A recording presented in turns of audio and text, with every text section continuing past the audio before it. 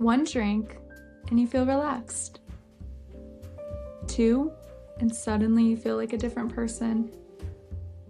3 or more, and you might not remember the rest of the night. Alcohol slows the brain down, so why does it make you feel confident and social first? That's not a paradox, that's neurochemistry.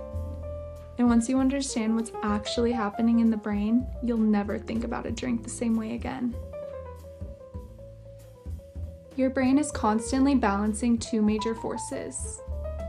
GABA slows things down. Glutamate speeds things up.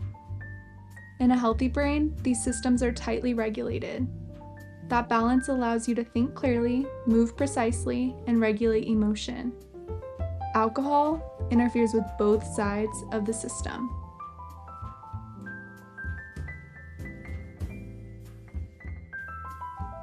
Alcohol works by amplifying GABA, which is the brain's primary calming signal. More GABA activity means less neural firing, and less neural firing is why alcohol can feel relaxing, lower social anxiety, and at higher doses produces sedation. This is why alcohol is classified as a central nervous system depressant.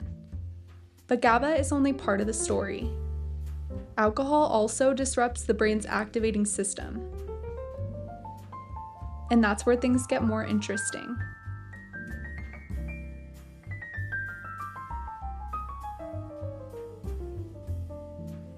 Alcohol doesn't stop there.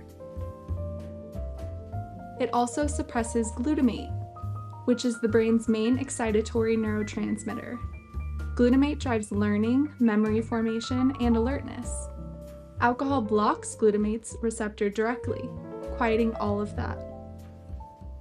So now you have 2 things happening at once: inhibition going up, excitation going down.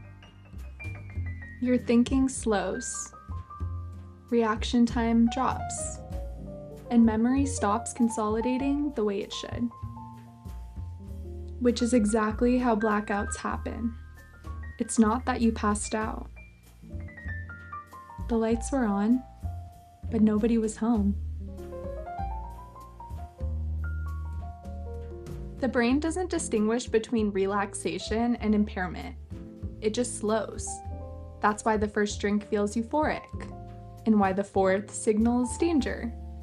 Cortical suppression takes your judgment with it, leaving you slurring your words, failing to walk in a straight line, and losing the coordination you didn't realize you were relying on. So why does it feel rewarding?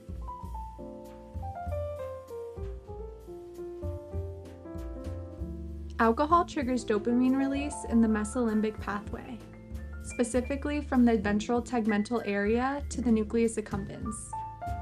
But dopamine isn't happiness. It's reinforcement. It's the brain flagging an experience as worth repeating. And that's where things get complicated.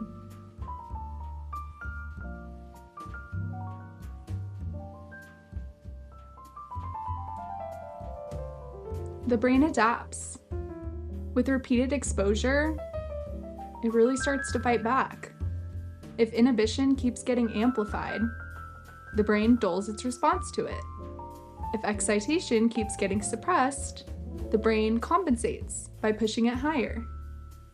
That's tolerance, not weakness. Biology. The brain has recalibrated, and now it takes more alcohol to produce that same effect. But that recalibration doesn't come without consequences.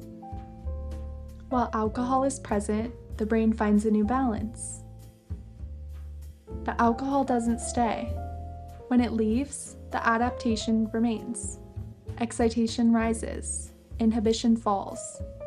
The brain that learned to compensate is now unrestrained. That shift has a name.